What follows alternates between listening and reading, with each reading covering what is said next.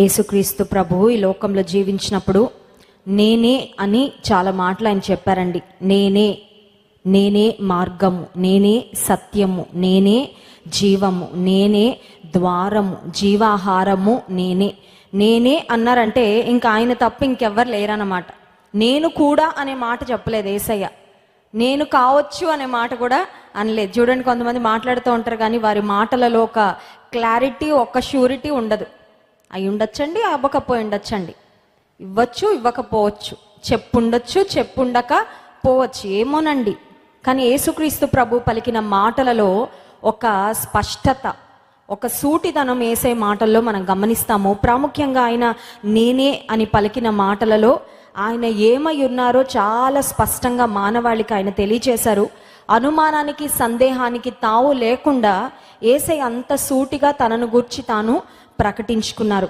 ఈరోజు యేసయ్య తన్ను గూర్చి తాను చెప్పిన నేనే అనే ఒక మాటను గురించి మనం ధ్యానం చేయబోతున్నాం. యోహాను సువార్త 10వ అధ్యాయము, యోహాను సువార్త 10వ అధ్యాయము 11వ వచనం అందరం కలిసి చదువుకుందాం. Gospel of John chapter 10 verse 11. యోహాను సువార్త 10వ అధ్యాయము 11వ వచనం. నేను గొర్రెలకు మంచి కాపరిని, మంచి కాపరి గొర్రెల కొరకు తన ప్రాణము పెట్టును. ఈ మాటతో పాటు యేసే ఇంకొక మాట కూడా అన్నారు. 7వ వచనంలో చూడండి. కాబట్టి యేసు మరలా వారితో ఇట్లా, నేను గొర్రెలు పోవు ద్వారమును నేనే. ఈ యోహాను సువార్త 10వ అధ్యాయం మనం గమనిస్తే గొర్రెలు అనే మాట, కాపరి అనే మాట చాలా స్పష్టంగా చూస్తాము. God compared himself to a shepherd. దేవుడు తన్ను తాను ఒక కాపరికి పోల్చుకొని ఆయన చెప్తున్నాడు, మంచి కాపరిని నేను. మంచి కాపరని ఊరికే చెప్పట్లేదు, మంచి కాపరి గొర్రెల కొరకు ప్రాణం పెడతాడు, ఆ మంచి కాపరిని నేను అని చెప్పాడు. దావీదు భక్తుడు మనకు తెలుసు, ఒక కాపరిగా ఉన్నాడు. పుట్టిన తర్వాత పెరుగుతూ ఉండగా దావీదుకు చాలా మంది అన్నలు ఉన్నారు, సహోదరులు ఉన్నారు. తండ్రి అనుకున్నాడు, ఈ దావీదు గొర్రెలు కాయడానికి బాగా పనికొస్తాడని గొర్రెల దగ్గరకు పంపిస్తే, గొర్రెల దగ్గర ఒక మంచి కాపరిగా దావీదు ఉన్నాడండి. ఉన్నాడా లేదా? గొర్రెలను తీసుకుని వెళ్ళడానికి ఒకసారి సింహము, ఒకసారి ఎలుగుబంటి వస్తే పారిపోలేదు దావీదు. తన ప్రాణాన్ని రక్షించుకోవాలని ఆలోచించలేదు. వాటితో పోరాడి తన ప్రాణాన్ని, గొర్రెల ప్రాణానికి అడ్డుగా పెట్టి వాటిని కాపాడాడు. ఒక మాటలో చెప్పాలంటే అప్పుడు అందరూ మెచ్చుకొని ఉంటారు, దావీదు నువ్వు మంచి కాపరివయ్యా, you are a good shepherd. ఎందుకంటే ఆఫ్టర్ ఆల్ గొర్రె కదా, పోతే పోన్లే, మళ్ళీ గొర్రెలు పిల్లల్ని కంటాయి కదా, మళ్ళీ నా సంఖ్య పెరుగుతుంది కదా, నంబర్ మళ్ళీ పెరుగుతుంది కదా, నా ప్రాణం పోతే మళ్ళీ తిరిగి రాదు కదా అని దావీదు నీ గురించి నువ్వు ఆలోచించుకోలేదు. నీ తండ్రి నీకు అప్పగించిన గొర్రెల బాధ్యత చాలా బాగా నిర్వర్తించావని ఖచ్చితంగా దావీదుని ఆ చుట్టుప్రక్కల ఉన్నవారు కానీ లేకపోతే కుటుంబీకులు కానీ మెచ్చుకొని ఉంటారు. కానీ దావీదు అంటాడు, నేను ఒక కాపరిని, కానీ నా కాపరైతే దేవుడు. హల్లెలూయా. 23వ కీర్తన 1వ వచనం మనందరికి వచ్చిన వాక్య భాగం అది.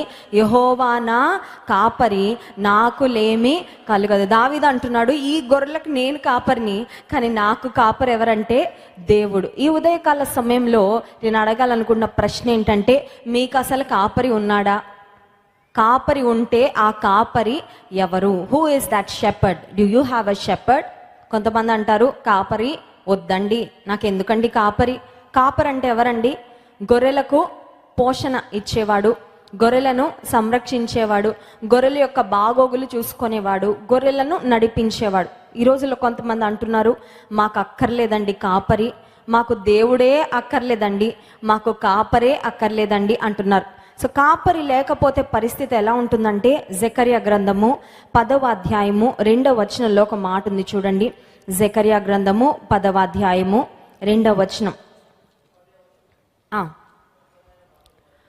ఆఖరు మాట చదువుతున్నాను. కాబట్టి గొర్రెల మంద తిరుగులాడునట్లు జనులు తిరుగులాడిరి, కాపరి లేక బాధ నొందిరి. దేవుడు తన ప్రజలను గురించి ఈ మాట చెప్తున్నారు, చాలా బాధతో ఈ మాట చెప్తున్నారు. ఏమనంటే, నా ప్రజలు గొర్రెల మంద కాపరి లేకపోతే ఎటు వెళ్ళాలో తెలియక ఎటు పడితే అటు తిరుగులాడినట్లు ఒక అడవిలో నా ప్రజలు కూడా కాపరి లేక తిరుగులాడుతున్నారు, కాపరి లేక వారు బాధ నొందుతున్నారు. మనం ఒకటి జ్ఞాపకం ఉంచుకోవాలి, దేవుని మన కాపరిగా పెట్టుకోకపోతే, దేవుని కాపరత్వం క్రింద మనం ఉండకపోతే, we will ultimately end up in sorrow, బాధలోనే, కష్టంలోనే మన జీవితము మిగిలిపోతుంది అనే విషయం ఎప్పుడు కూడా మర్చిపోవద్దు. బైబిల్ గ్రంథాల్లో దేవుడు తన ప్రజలైన ఇశ్రాయేలీలను ఐగుప్తు నుండి బయటకు నడిపించడానికి మోషే అనే నాయకుని ఏర్పాటు చేసుకొని, మోషే నాయకత్వం క్రింద దేవుడు తన ప్రజలను బయటకు తీసుకొస్తారు. అయితే ఒకానొక సమయంలో మోషేకి అర్థమవుతుంది తను దేవుని రాజ్యానికి వెళ్ళే సమయం ఆసన్నమైందని. ఆ సమయంలో మోషే దేవుని సన్నిధిలో ఒక ప్రార్థన చేస్తాడండి. అయ్యా, నేనైతే నీ సన్నిధికి వచ్చేసే సమయం దగ్గరకు వచ్చింది, కానీ నా తర్వాత ఈ ప్రజలను నడిపించడానికి ఒక కాపరిని నువ్వు ఏర్పాటు చేయని మోషే దేవుని సన్నిధిలో అడుగుతాడు. చూడండి, సంఖ్యాకాండం 27వ అధ్యాయము 15వ వచనం నుండి ఆ మాటలు చూద్దాం. సంఖ్యాకాండము 27వ అధ్యాయము 15వ వచనం నుండి. అప్పుడు మోషే యెహోవాతో ఇట్లనెను, యెహోవా సమస్త మానవుల ఆత్మలకు దేవా, యెహోవా సమాజము కాపరి లేని గొర్రెల వలె ఉండకుండునట్లు ఈ సమాజము మీద ఒకని నియమించుము. అతడు వారి ఎదుట వచ్చుచు పోవచ్చు నుండి వారికి నాయకుడుగా ఉండుటకు సమర్థుడై ఉండవలెను. అందుకు యెహోవా మోషేతో ఇట్లనెను, నూను కుమారుడైన యెహోషువ ఆత్మను పొందినవాడు, నీవు అతన్ని తీసుకొని అతని మీద నీ చెయ్యి ఉంచి. మోషే దేవుని సన్నిధిలో అడుగుతున్నాడు, కాపరి లేని గొర్రెల్లాగా వీరిని విడిచిపెట్టద్దయ్యా. కాపరి ఉండడం చాలా అవసరం, నాయకత్వం ఉండడం చాలా అవసరము. ఆ నాయకత్వము సంఘంలో దేవుడు పెట్టిన నాయకులు దైవజనులైతే, సేవకులైతే, దేవుని అభిషక్తులైతే, మనందరి పైన నాయకుడు, మనందరి పైన అధికారి ఎవరు? కాపరి ఎవరు? దేవుడు. సో దేవుని నాయకత్వం క్రింద సంఘములో ఉన్న నాయకత్వం అంటే దైవ సేవకులు ఉండి మనలందరినీ నడిపిస్తూ ఉన్నప్పుడు కాపరి లేని గొర్రెల వల్ల ఎటు పడితే అటు మనం వెళ్ళము. దేవుని మార్గాల్లో చక్కగా మనము సాగిపోతాం. ఇక్కడ దేవుని ప్రజలను గూర్చి మోషే ఒక కన్సర్న్ కలిగి ఉండి అడుగుతున్నాడు, అయ్యా, నేను చనిపోబోతున్నాను, నేను నీ రాజ్యానికి వచ్చేయబోతున్నాను. అయితే ఈ ప్రజలు కాపరి లేని గొర్రెల వలె ఉండకుండా వీరికి ఒక నాయకుని నువ్వు ఏర్పాటు చేయి ప్రభా అని అడిగితే, దేవుడు మోషే ఉన్నప్పుడే మోషేకి చూపించాడు, మోషే నేను చూసుకుంటున్నాను ఆ పని, నీ ఆశ నేను నెరవేరుస్తున్నాను, నీ హృదయంలో ఉన్న ఆ కోరిక నేను తీరుస్తున్నానని దేవుడు యెహోషువను మోషే తర్వాత నాయకత్వపు బాధ్యతలను తీసుకోవడానికి దేవుడు ఏర్పాటు చేసుకున్నాడు. ఈరోజు మంచి కాపరి మన యేసయ్య. మన యేసయ్యకున్న ఒక 7 శ్రేష్టమైన లక్షణాలు మీతో మాట్లాడాలని నేను ఆశపడుతున్నాను. తిరిగి యోహాను సువార్త 10వ అధ్యాయం దగ్గరకు వద్దాము. మన కాపరి యేసు ప్రభు మన కాపరిగా ఉంటే మన కాపరి మనల్ని ఎలా నడిపిస్తాడు, మన కాపరిలో ఉండే లక్షణాలు ఏంటో ఒక 10 ప్రాముఖ్యమైన లక్షణాలు ఈరోజు మనం ధ్యానం చేసుకుందాం. యోహాను సువార్త 10వ అధ్యాయము 3వ వచనం. అతనికి ద్వారపాలకుడు తలుపు తీయును, గొర్రెలు అతని స్వరము వినును. అతడు తన సొంత గొర్రెలను పేరు పెట్టి పిలిచి వాటిని వెలుపలికి నడిపించును. హల్లెలూయా.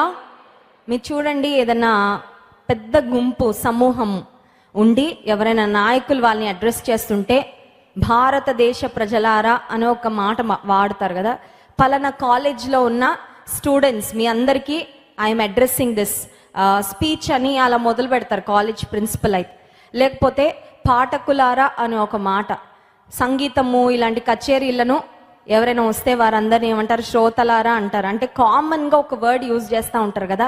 ఇక్కడికి వచ్చిన జన సమూహములారా, అసేచ జనవాహిని అని ఒక మాట వాడుతూ ఉంటారు. ఇప్పుడు దేవుడు కూడా సమస్త ప్రజలారా, సమస్త మానవులారా అనే మాటలు కూడా బైబిల్లో ఉన్నాయి. అంటే జనరల్గా అందరికీ దేవుడు పలికిన మాటలు. అయితే దేవుడు అందరితోనే మాట్లాడతాడా, ఒక్కొక్కరితో విశేషంగా మాట్లాడడా అంటే ఒక్కొక్కరితో కూడా మాట్లాడతాడు. ఎందుకంటే అందరికీ కొన్ని మాటలు అవసరం, కానీ మనకు కొన్నిసార్లు కొన్ని మాటలు ప్రత్యేకంగా కావాలి. ఈరోజు మనకున్న సమస్యకు మనతో దేవుడు మాట్లాడితే మనకొచ్చే ధైర్యము, మనకొచ్చే ఊరట వేరుగా ఉంటుంది. సో కొన్ని మాటలేమో దేవుడు అందరితో జనరల్గా మాట్లాడతాడు, కొన్ని మాటలేమో దేవుడు చాలా స్పెసిఫిక్గా మాట్లాడతారు. ఇప్పుడు దేవుడు స్పెసిఫిక్గా మాట్లాడుతున్నప్పుడు దేవుడు పేరు పెట్టి పిలుస్తాడా అంటే ఖచ్చితంగా దేవుడు పేరు పెట్టి పిలుస్తాడంట. హల్లెలూయా.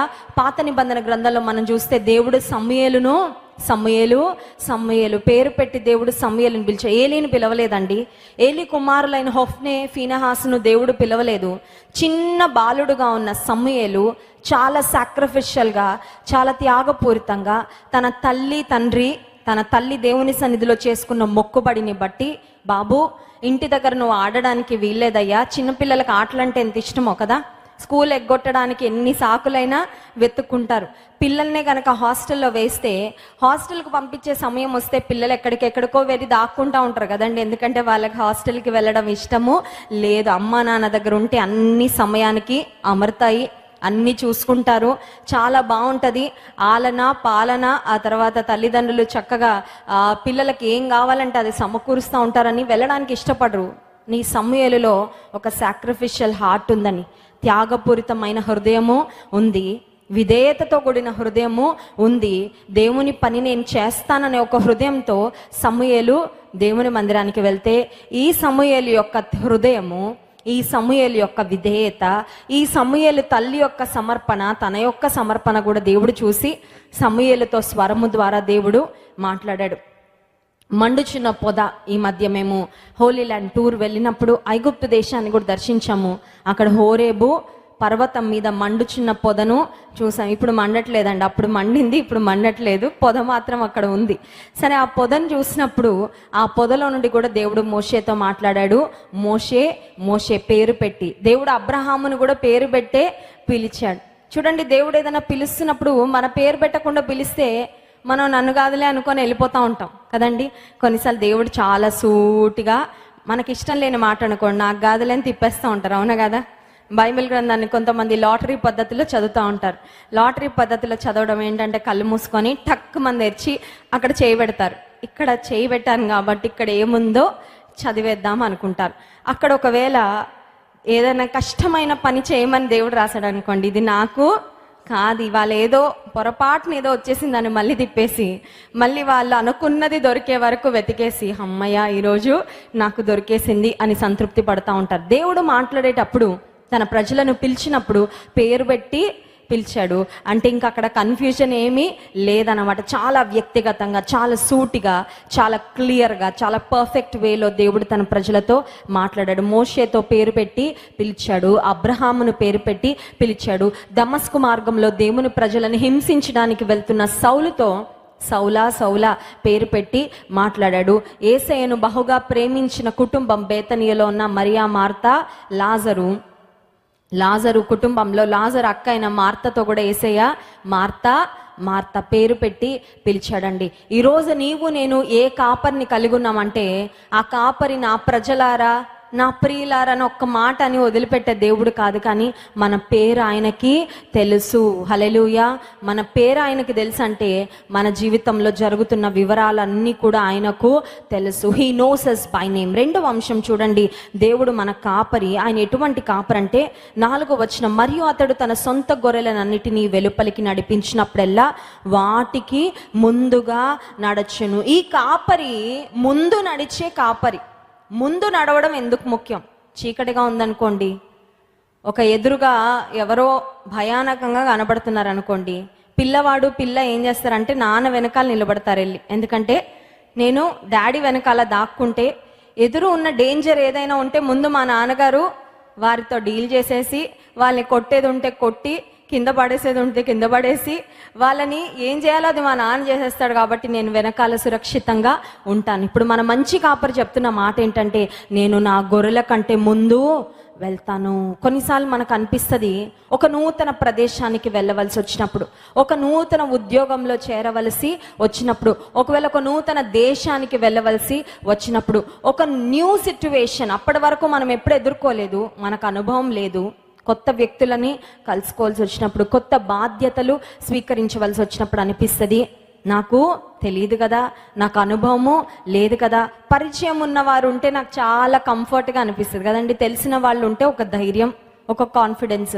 నాకు ఎవ్వరు తెలియదే, ఇప్పుడు ఆ ప్రాంతానికి వెళ్ళాలి, ఈ పని జరగాలంటే నేను కొత్త వారితో మాట్లాడాలని ఒక రకమైన భయము మనలో ఉంటుంది. దేవుడు ఇస్తున్న వాగ్దానం యెషయా గ్రంథము 45వ అధ్యాయము 2వ వచనంలో చూడండి.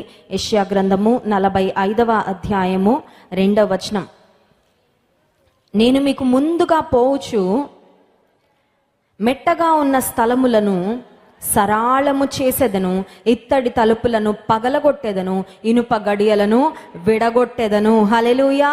దేవుడు అంటున్నాడు, ముందు వెళ్తాం, మీకు మెట్టగా ఉన్న స్థలాలను సరళము అంటే మీకు ముందు వెళ్ళి నేను మార్గాన్ని ఏర్పాటు చేస్తాను. మీకు ముందు వెళ్ళి మీ కొరకు తెరవబడవలసిన ద్వారాలను నేను ముందు తెరుస్తా, వాటికి తాళాలు లేకపోతే పగలగొట్టేస్తాను అంటున్నాడు. హల్లెలూయా. అంటే దేవుడు అద్భుతమైన ద్వారాలు తన ప్రజల కొరకు తెరవడానికి తన ప్రజల కంటే ముందే ఆయన పగలగొడతాను, ఇనుప గడియలు విరగొడతాను. చెక్క తలుపులు కాదంట, ఇత్తడి తలుపులు అంట. కొన్నిసార్లు మనకు ముందుగా దేవుడు వెళ్ళడం వలన మన శక్తితో మనం తెరుచుకోలేని ద్వారాలు ఆయన శక్తితో మన కొరకు తెరిచి పెడతాడండి. హల్లెలూయా. మన కాపరిగా ఆయన ముందు వెళ్ళినప్పుడు ఆయన తెరుస్తూ ఉంటే మనం నడుస్తూ ఉండడం అంతే, ఇంకే ప్రయాస అక్కర్లేదు. హల్లెలూయా. కత్తులు, కటార్లు, కటింగ్ ప్లేయర్లు, ఆ తర్వాత ఏంటి రంపాలు, ఇలాంటివన్నీ తెరువయ్యా. ఎందుకంటే ఆయన తెరిస్తే అంట ఎంతమంది మూయాలని ప్రయత్నం చేసినా ఎవ్వరు కూడా మూయలేరు. హల్లెలూయా. కొంతమంది చూపు కలిగిన వారిని దేవుడు గుడ్డివారిగా చేశాడండి బైబిల్లో, తెలుసా మీకు అది? గుడ్డివారికి చూపిచ్చాడు, చూపు కలిగిన వారిని కూడా గుడ్డివారిగా చేసేసాడు. హల్లెలూయా. రుమేనియా అనే దేశము ఒక భయంకరమైన దేవుడు లేడని నమ్మే దేశం అండి. కమ్యూనిస్టులు జీవిస్తూ ఉంటారు. ఆ ప్రాంతానికి ఒక దైవ సేవకుడు వెళ్ళాడంట. ఆయనకున్న భారం ఏంటంటే బైబిల్స్ తీసుకెళ్ళాలి ఆ దేశంలోకి బైబిల్స్ తీసుకెళ్ళి కొంతమందికైనా బైబిల్స్ పంచాలని ఆయన కోట్ నిండా బైబిల్స్ లోపల పెట్టేసుకున్నాడంట పాకెట్స్లో.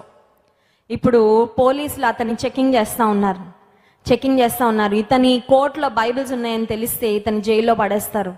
ఈ దైవ సేవకుడు ఒక ప్రార్థన చేశాడంట, ప్రభువా, ద్వారాలు తెరిచేవాడవు నీవే, ద్వారాలు మూసేవాడవు నీవే, గుడ్డివారి కన్నులు తెరవ చేసిన వాడవు నీవే, కన్నులున్న వారికి గుడ్డితనం కూడా కలుగజేసేవాడవు నీవే. ఇప్పుడు ఇక్కడ ఎంతమంది ఇన్స్పెక్షన్ ఆఫీసర్స్ అయితే ఉన్నారో వారికి బైబిల్ కనపడకుండా వారి కన్నులు చేశాడండి ప్రార్థన దైవజనుడు. దేవుడు ప్రార్థన విన్నాడు. హల్లెలూయా. ప్రార్థన విన్నాడండి దేవుడు. వాళ్ళు చెకింగ్ చేశారు కానీ ఏం లేవు కదా, వెళ్ళిపో అని పంపించేశారంట. హల్లెలూయా. ఈ రోజుల్లో చాలా దేశాల్లో కొన్ని రకాలైన డ్రోన్లు వాడి కూడా కొన్ని బైబిల్స్ పంపిస్తూ ఉన్నారండి. ఆ దేశాల్లో డ్రోన్స్ వెళ్ళి బైబిల్స్ డ్రాప్ చేస్తూ ఉన్నాయి. ఏదో ఒక విధంగా సువార్త కొంతమందికైనా చేరాలి, కొంతమందికైనా అందాలి, దేవుని మాటలు కొంతమందినైనా రక్షణలోనికి నడిపించాలి. బైబిల్ గ్రంథం మన చేతిలో ఉంది. ఈ వాక్యాన్ని ఎంతగా మనం కంఠస్థము చేస్తున్నాం, ఎన్ని వాక్యాలు మనకి మెమరీలో ఉన్నాయి. దేవుడు మన ఎదుట మన మంచి కాపరి. రెండో అంశం ఏంటండి?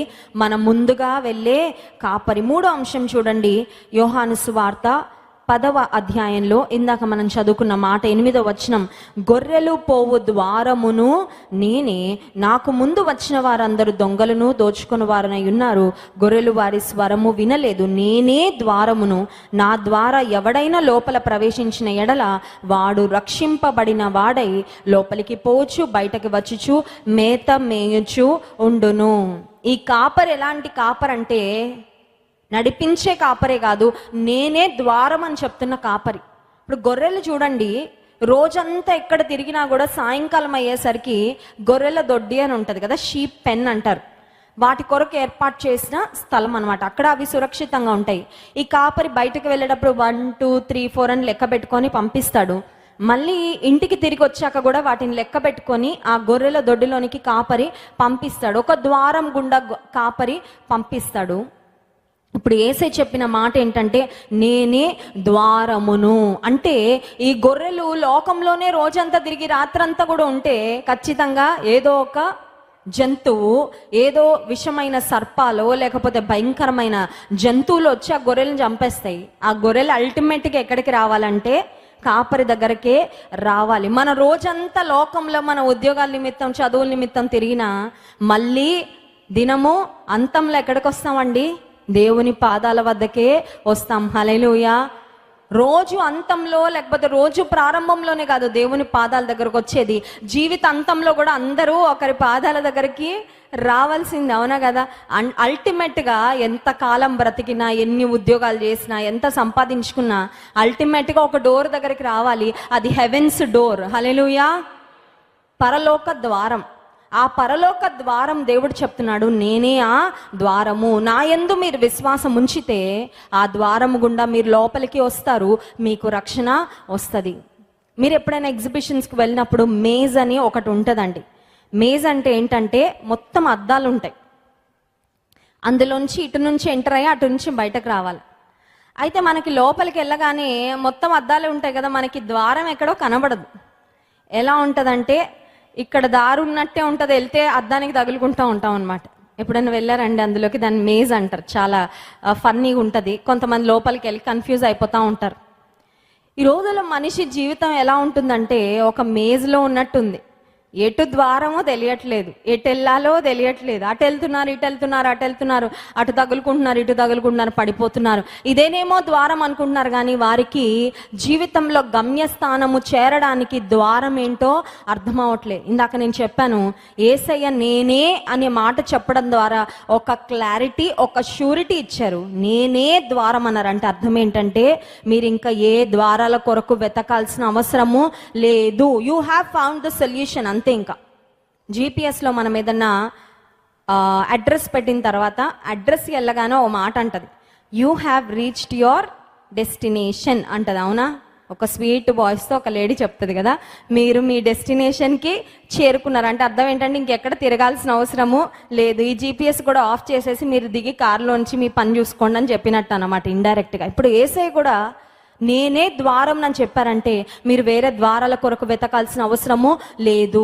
మీరు నా ద్వారానే రక్షణ పొందగలరు. You can come to heaven, you can enter into heaven through me. ఇంకో మాట కూడా ఉంది కదా, ఇందాక చూసాం 9వ వచనంలో, నేనే ద్వారమును, నా ద్వారా ఎవడైనా లోపల ప్రవేశించిన ఎడల వాడు రక్షింపబడిన వాడై లోపలికి పోచు బయటకి వచ్చుచు మేత మేయచు నుండును. ఇప్పుడు యేసయ్య ద్వారం అన్నారు.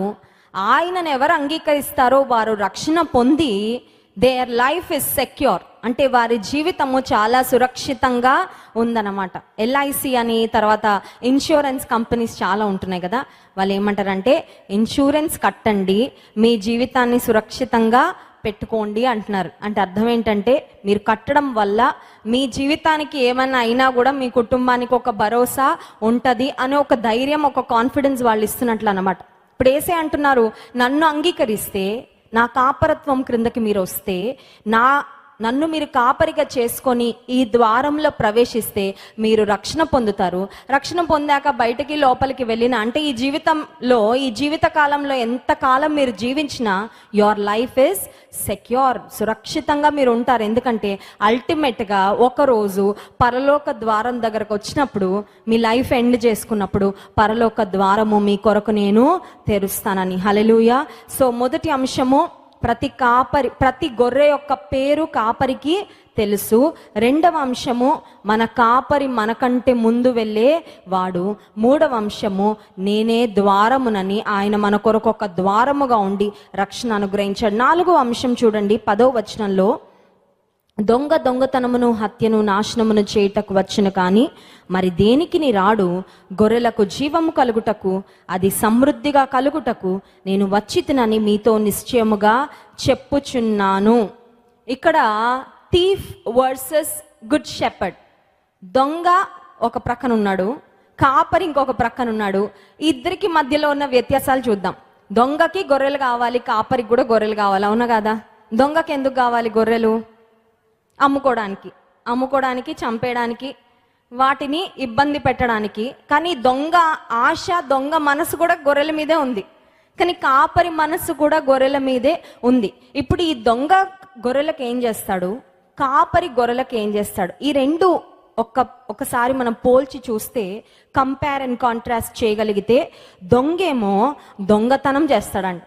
దొంగ చూడండి, గొర్రెని నెమ్మదిగా తీసుకెళ్తాడా?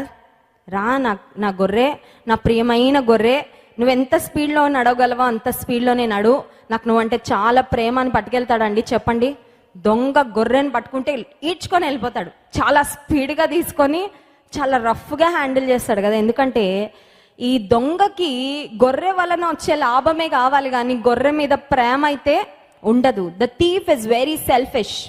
కానీ కాపరి గొర్రె మీద చాలా ప్రేమ ఉంటుంది. కాపరి గొర్రెని చాలా ప్రేమగా, అపురూపంగా, జాగ్రత్తగా చూసుకుంటాడు. ఇది నా ఆస్తి అన్నట్టు చూసుకుంటాడు కాపరి. ఎందుకంటే కాపరికి గొర్రెల మీద ఉన్న కన్సర్న్ అలాంటిది. ఇప్పుడు దొంగ గొర్రెల దగ్గరకు వస్తాడంట. ఏం చేయడానికి వస్తాడంటే దొంగతనము, హత్య, నాశనం చేయడానికి వస్తాడు.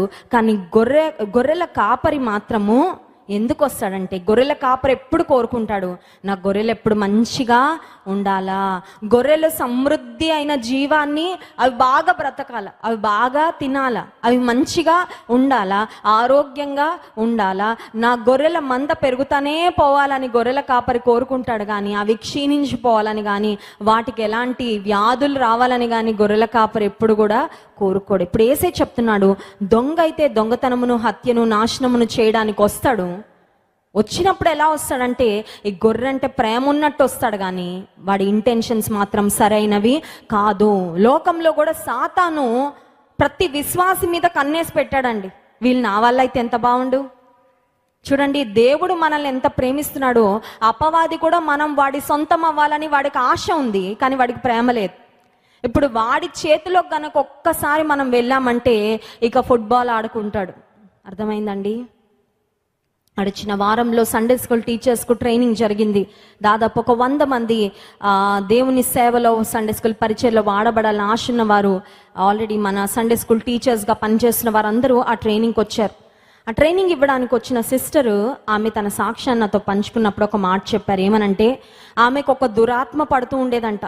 ఆమె స్పిరిట్ గేమ్ బాగా ఆడుతుండేదంట. కొంతమందికి స్పిరిట్ గేమ్లు అంటే బాగా ఇష్టం. వాళ్ళు అనుకుంటారు చనిపోయినా తమ వారు వచ్చి ఆత్మల ద్వారా మాట్లాడతారని వారి భావన. ఈ సిస్టర్ తన యొక్క తండ్రి గారు చనిపోయారంట. ఆమె ఎప్పుడు స్పిరిట్ గేమ్ ఆడుతూ ఉంటే స్టార్టింగ్లో ఏంటంటే కొన్ని కాయిన్స్ అలా పెడితే అవి అలా కదులుతూ ఉండేవంట. ఎస్ నో అంటే కదులుతాయంట కదండి, నాకు తెలియదు పెద్ద వివరాలు. అయితే ఆ లెవెల్లో ఆడేది. ఆ తర్వాత అపవాది ఇంకా క్లోజ్ అయిపోయాడంట ఈమెకి.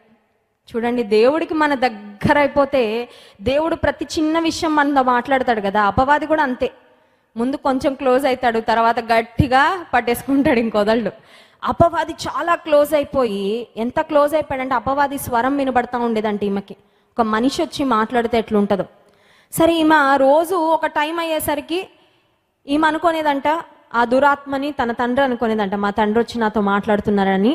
ఈ సిస్టర్ వెళ్ళి ఎవరితో మాట్లాడుకుని ఇంట్లో సైలెంట్గా ఒక రూమ్లోకి వెళ్ళిపోయి మాట్లాడుతూ ఉంటే దురాత్మ ఆమెతో మాట్లాడుతూ ఉండేదంట. ఈమె చాలా ఆనందపడిపోయేదంట. చనిపోయిన మా నాన్న, నాకు మా నాన్న అంటే ఎంత ప్రేమో, మా నాన్న వచ్చి నాతో మాట్లాడుతున్నాడు అని సంతోషపడుతూ ఉంటే ఒకరోజు ఈ దురాత్మ చెప్పిందంట, నేను మీ నాన్న అనుకుంటున్నావా అనిందంట. అవును కదా, మా నాన్నవే కదా నువ్వు అంటే, నేను మీ నాన్నని, నేను నిన్ను మోసగిస్తున్నా, నేను మీ నాన్నని కాదు, నేను ఒక దురాత్మని, నిన్ను మోసగిస్తున్నాను, నిన్ను నమ్మించి ఇంతకాలం నేను ఇలా చేశాను, నేను పలానా అని ఒక పేరు చెప్పిందంటండి.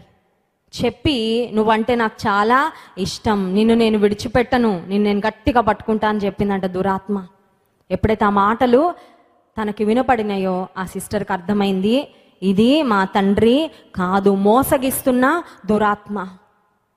ఆ తర్వాత ఆమె జీవితంలో ఒక రకమైన తన హృదయంలో శూన్యం, తన హృదయంలో చనిపోవాలనే ఆలోచనలు. అపవాది ఎవరిలో కన్నా వెళ్ళాక స్టార్టింగ్లో బాగుంటుందేమో, కానీ నెమ్మదిగా అపవాది అంటాడు, నీ చేయి కోసుకో, ఆ బావిలో దూకు, ఆ బిల్డింగ్ మీదకి ఎక్కి పడిపో, నీకు నువ్వు నాశనం కలగజేసుకో, ఇతరులకి నాశనం కలగజే, ఇదే ఉంటుంది ప్రేరేపణ.